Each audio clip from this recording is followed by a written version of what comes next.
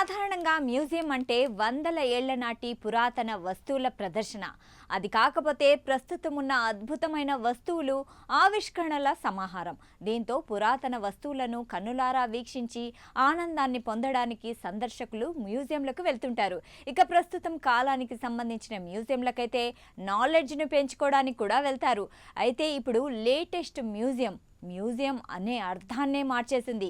ఎందుకంటే ఇక్కడే పురాతన వర్తమానానికి సంబంధించిన ఏ వస్తువు ఉండదు. మరి ఏముంటుందంటే టైం మెషిన్లో మనం ఎక్కి చూస్తే 50 ఏళ్ల తర్వాత ప్రపంచం ఎలా ఉంటుందో అదే ఇక్కడ ప్రదర్శింపబడుతుంది. ఇక ఒక్క మాటలో చెప్పాలంటే భవిష్యత్తులో ప్రపంచం ఎలా ఉంటుందో తెలిపే ఒక అత్యాధునిక ఇంటరాక్టివ్ మ్యూజియం ఇది. అయితే విజనరీ పాలిటిక్స్కు కేర్ ఆఫ్ అడ్రస్గా ఉండే ఏపీ సీఎం చంద్రబాబు తాజాగా యుఏఈ పర్యటనలో ఈ ఫ్యూచర్ మ్యూజియంను సందర్శించడం ఆసక్తిగా మారింది. దీంతో అసలేంటి ఈ దుబాయ్ ఫ్యూచర్ మ్యూజియం అనే చర్చ మొదలైంది. మరి 2071 నాటి ప్రపంచాన్ని మ్యూజియం 4 గోడల్లో బంధించిన ఈ ఫ్యూచర్ మ్యూజియం గురించి మనం తెలుసుకుందాం. యుఏఈ పర్యటనలో ఉన్న సీఎం చంద్రబాబు నాయుడు మంత్రులు, అధికారులతో కలిసి దుబాయ్ ఫ్యూచర్ మ్యూజియంను సందర్శించారు. అప్పటి నుంచి ఇది ఫ్యూచర్ మ్యూజియంపై చర్చ మొదలైంది. ఇక ఏంటా మ్యూజియం అనే విషయానికి వస్తే, మనిషి తన వర్తమానంతో పాటు భవిష్యత్తు విషయంలో ఎంత క్లారిటీతో ఉన్నాడనే దానికి నిదర్శనం ఈ మ్యూజియం.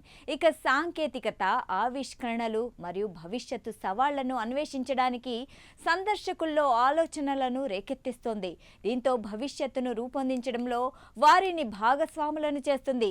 ఈ దుబాయ్ ఫ్యూచర్ మ్యూజియంలో ప్రస్తుతం 2071 నాటికి మన ప్రపంచం ఎలా ఉండబోతుందనేది చూపించే ప్రదర్శనలు, భవిష్యత్తు సాంకేతికతలు మరియు వినూత్న ఆలోచనలను ప్రదర్శిస్తున్నారు. ఇక దీన్ని ఓ లివింగ్ మ్యూజియంగా రూపొందించారు. అంతరిక్షం, వాతావరణం, ఆరోగ్యం, విద్య, వైద్యం, ఏఐ వంటి రంగాల్లో భవిష్యత్తు ఆవిష్కరణలు ఏ విధంగా ఉండబోతున్నాయనేది టెక్నాలజీని ఉపయోగించి మ్యూజియంలో ప్రదర్శనలు చేస్తారు. భవిష్యత్తు ప్రపంచాన్ని సందర్శకుల కళ్ల ముందు పెడుతుంది ఈ మ్యూజియం. ముఖ్యంగా 2071 నాటి దుబాయ్ నగరం ఎలా ఉండవచ్చో అనే కాన్సెప్ట్తో ఈ మ్యూజియంను నిర్వాహకులు ఏర్పాటు చేశారు.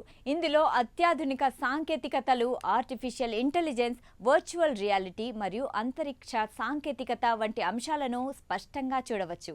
అయితే ఈ మ్యూజియంను సందర్శించిన ప్రతి ఒక్కరికి ఓ ప్రేరణాత్మక అనుభవం దక్కడం ఖాయం. ఎందుకంటే భవిష్యత్తును ఊహించుకోవడమే కాకుండా దానిని రూపొందించడంలో భాగస్వాములు కావడానికి ప్రజలను ప్రేరేపించడం ఈ మ్యూజియం యొక్క లక్షణం. ఈ మ్యూజియం విశేషం ఏంటంటే ఇందులో ప్రదర్శనలు నిరంతరం మారుతూ ఉంటాయి. అందుకే దీన్ని లివింగ్ మ్యూజియం అని అంటారు. ఇందులోని ప్రదర్శనలు నిరంతరం మారుతూ ప్రతిసారి కొత్త అనుభవాన్ని సందర్శకులకు అందిస్తాయి. అయితే ఇందులో ఉన్న అనేక ప్రదర్శనలు గ్రహం యొక్క మద్దతుకు భవిష్యత్తు సాంకేతిక ఎలా ఉపయోగపడుతుందో చూపిస్తుంది. ఇక ఎంట్రీ విషయానికి వస్తే మ్యూజియం సందర్శనకు ముందుగా టైం స్లాట్ బుక్ చేసుకోవాలి. టికెట్ ఉంటుంది. అయితే కొంతమందికి మాత్రం ఫ్రీ ఎంట్రీ ఉంటుంది. కాగా యుఏఈ పర్యటనలో ఉన్న CM Chandrababu Naidu future journey పేరుతో ఏర్పాటు చేసిన ఎక్స్పీరియన్స్ జోన్ను సందర్శించారు. రాష్ట్రానికి పెట్టుబడులు లక్ష్యంగా ముఖ్యమంత్రి చంద్రబాబు నాయుడు యుఏఈ పర్యటనలో కొనసాగుతోంది. దుబాయ్లోని ప్రముఖులు, పారిశ్రామికవేత్తలతో ముఖ్యమంత్రి చంద్రబాబు వరుస సమావేశాలు నిర్వహిస్తూ బిజీగా ఉన్నారు. విశాఖలో నవంబర్లో నిర్వహించే భాగస్వామ్య సదస్సుకు పెట్టుబడిదారులను ఆహ్వానిస్తున్నారు.